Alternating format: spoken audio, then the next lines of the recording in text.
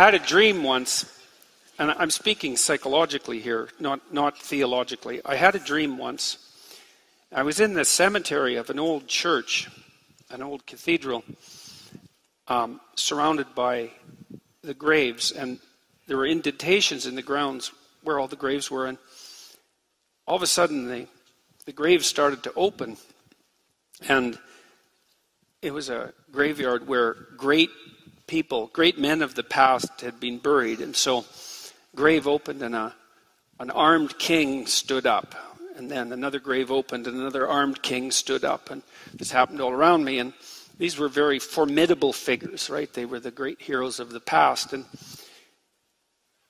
after a number of them appeared on the scene, they looked around and saw each other, and being warrior types, they immediately started to fight. And the question is, what stops the great kings of the past from fighting? And I had a revelation after the dream. I can't remember if it was part of it, but yes, it was part of the dream. They all bowed down to the figure of Christ. I thought, and then I woke up and I thought, what in the world does that dream mean? What in the world could that possibly mean? And then I understood it. I understood that if you have 20 kings, let's say, and you took the thing that was most king-like about each of them, and then you combined it into a single figure, then you'd get a single figure of transcendent heroism, of transcendent good. And it's a tenet of the Jungian school of psychology, let's say, that figure of transcendent good is symbolized by the image of Christ. And the purpose of that image is so that even the tyrannical king has someone to bend his knee to. And that's absolutely vital. I mean, you don't have to approach it from a religious perspective, although you inevitably do, because when you speak of things at this level, that's what happens. But you need an image of the transcendent embodied good to serve as something that unites the great tyrants of the past. It's something like that. It's an emergent vision of embodied unity.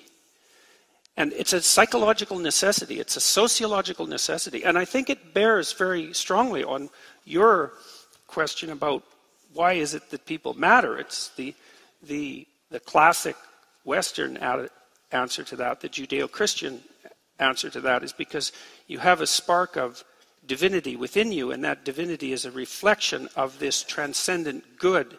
And it's obligatory for me to recognize that in you, and vice versa, if we're going to inhabit the same territory without mayhem, peacefully, and with the ability to cooperate. Now, you might say, well, the mere fact that a transcendent image is necessary as a uniting figure doesn't prove the reality of that image. But I would say, well, yes, but it doesn't disprove it, and it strongly hints at something more profound, especially when you also ally it with the observation that the encounter with something truly admirable produces the instinct of awe. And that's not a rational instinct, it's an irrational instinct, but it's a marker that you're in the presence of something greater than yourself. And it's not something that you have voluntary control over. It's something that overtakes you.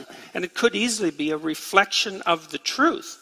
Now, you can make a biologically reductionistic argument about that, but it starts to become extraordinarily difficult because you enter into the realm where these transcendent experiences of religious significance and awe are a phenomenological and psychological reality. And it's not easy to explain why that's the case.